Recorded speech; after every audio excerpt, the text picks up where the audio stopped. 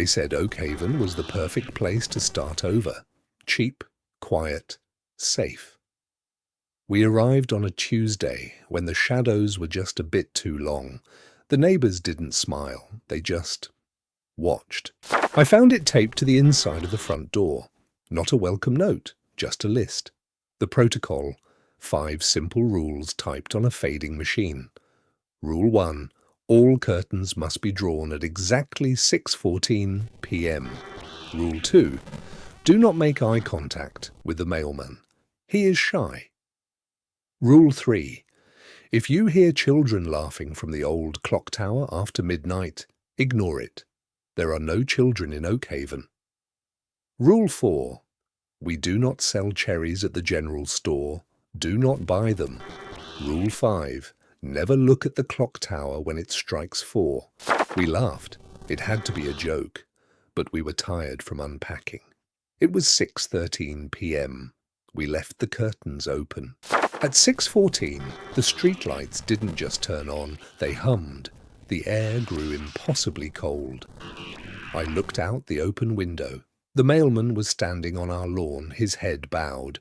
We had looked at him. Rule 2, broken. And then I heard the clock tower. It wasn't striking the hour, it was vibrating, a low frequency that rattled my teeth. Rule 5. I had glanced at the tower. Time in Oakhaven wasn't ticking, it was digesting. I slammed the curtains shut. But then came a soft thud on the porch.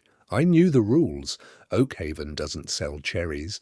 But when I opened the door, the postman was gone. Left behind was a single, perfect delivery. I brought the cherry inside. I don't know why. It sat on the kitchen counter, bleeding a colour that didn't belong in this grey town. My stomach twisted with a hunger that wasn't mine. Do not eat them. I went to bed, but the silence of Oakhaven is heavy. It presses against your ears. Then the digital clock flipped to 12:01 a.m. It started as a whisper, then a giggle, echoing through the neighborhood, coming from the clock tower.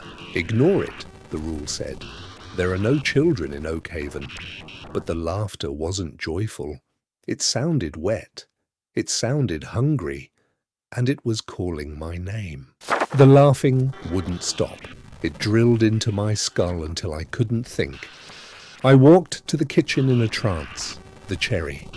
It was the only thing that felt real. Just one bite to make the noise stop. The moment my teeth broke the skin of the fruit, the laughing abruptly ceased. Dead silence. Then a knock at the door. Not a polite tap, a heavy, synchronized pounding. The curtains blew open, though there was no wind. I saw them on the lawn, the postman, the neighbours. They were all looking up at the clock tower, their mouths unhinged. The clock struck 4. Oakhaven wasn't a town, it was a trap.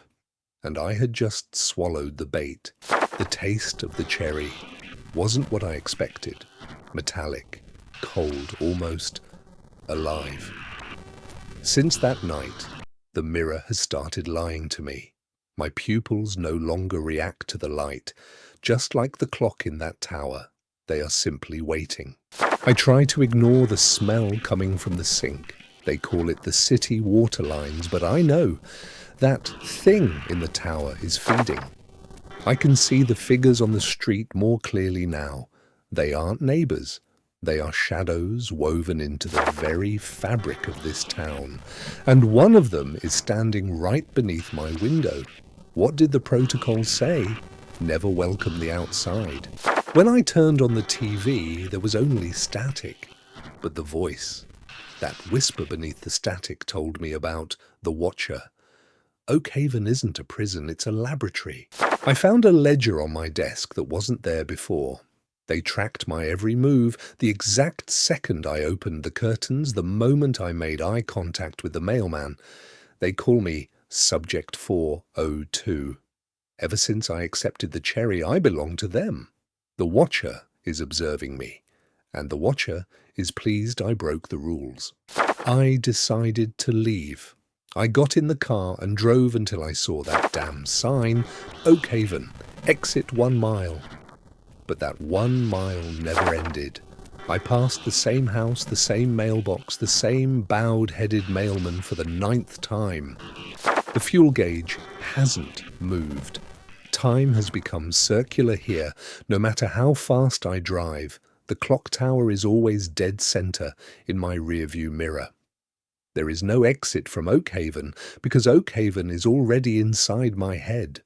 I finally understand why the mailman never spoke, why no one ever made eye contact. The door to the clock tower opened for me. The gears inside aren't made of iron, they are made of bone. And they turn second by second, fueled by someone's memories. Now, it's my turn. The uniform fits me perfectly. My bag is full of nothing but cherries. New neighbors are moving into the house across the street. I will leave the rules for them. I hope they leave their curtains open, because when the clock strikes 4, they're going to need a new mailman.